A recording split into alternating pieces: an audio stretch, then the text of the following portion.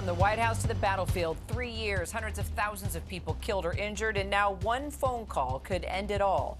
Good afternoon, everyone. I'm Kira Phillips. After 2.5 hours, President Trump has hung up the phone with Russian President Vladimir Putin, the two world leaders discussing the potential ceasefire in the war in Ukraine. The Kremlin reporting now that Putin supports Trump's idea of a 30-day pause on attacking energy infrastructure in Ukraine and Russia.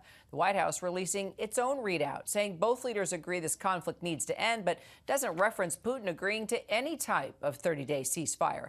Joining me now, White House correspondent Karen Travers, along with Chief International Correspondent James Longman. He's in Ukraine. Also, former U.S. Ambassador to NATO, Doug Lute, a part of the conversation here. So, James, what does this pause on hitting energy infrastructure actually mean? And what does Putin want in return? Well, Kira, it sounds like Vladimir Putin might have given Donald Trump just enough to sell a win of sorts, a promise that energy infrastructure won't be hit, without really agreeing at all to the ceasefire deal that, let's remember, Ukraine has already agreed to. Now, Vladimir Putin has said in this long readout from the Kremlin that he expects that all military assistance to Ukraine has to stop. He wants a conversation about the root causes of this conflict, in his mind, to be had, and only then will he contemplate ending the war. That was his position before this phone call, so he hasn't really moved on any of this. Look, the commitment to stop hitting energy infrastructure, that is significant for Ukraine because, you know, cities across this country, millions of people have been dealing with the impact of a relentless barrage on energy infrastructure, rolling blackouts, power shortages. So that is significant. But make no mistake, Vladimir Putin is playing a strategic game here. He, by getting this, and by the way, Ukraine has not agreed yet, and that's another thing, but by requiring Ukraine to not hit his energy infrastructure, he's essentially just taking the only real tool that Ukraine has to really make significant damage on Russia and taking it out of the game. So really, it's Vladimir Putin's way of seeming like he's up for peace in Donald Trump's eyes, whilst kind of diminishing Ukraine's military ability on the battlefield. So we'll wait and see what the Ukrainians have to say about this. I've just been speaking to our producer here, who's been in touch with the Ukrainian president's office, who say they have not heard anything. And one imagines that the Trump administration has to reach out to President Zelensky to see if he's interested in this deal, because it is a new deal.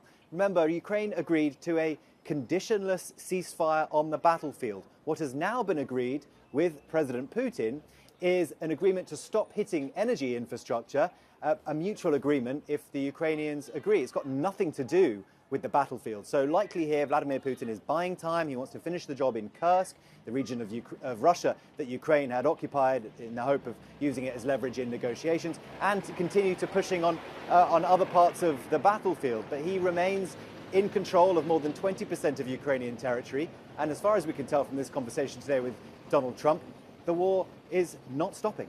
Kira? And Karen, what's your takeaway as you see the readouts from this call?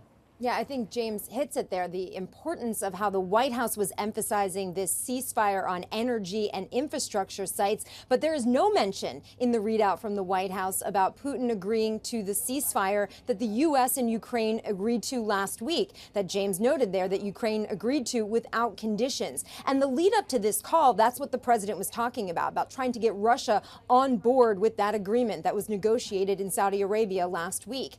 And Kira, the president also, according to this readout, talked to Vladimir Putin about what happens next, about negotiations that would continue for a maritime ceasefire in the Black Sea, then a full ceasefire, and then a permanent peace. And the White House says that those conversations and negotiations would begin immediately in the Middle East, but there's no details about what those conversations would look like, who would take part in it. Would it still continue as the U.S. and Ukraine on one side, and then the U.S. and Russia on another side? Because remember, they haven't had mutual negotiations at this point. It's been the U.S. doing it side by side. Also, I think it was very important in this readout is the emphasis on improving relations between the U.S. and Russia. Based on this readout, it certainly seems like that was a big part of the conversation, not just about ending the war in Ukraine, but about improving things between the U.S. and Russia, something very important to Vladimir Putin right now, given the heavy sanctions that have been placed on his country over the last 3 years.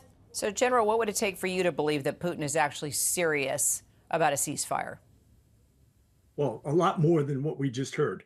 Look, this looks like Putin is narrowing the conversation to something which really bothers him, which are the recent uptick of Ukrainian strikes, effective strikes against Russian energy infrastructure, in particular natural gas and oil production facilities.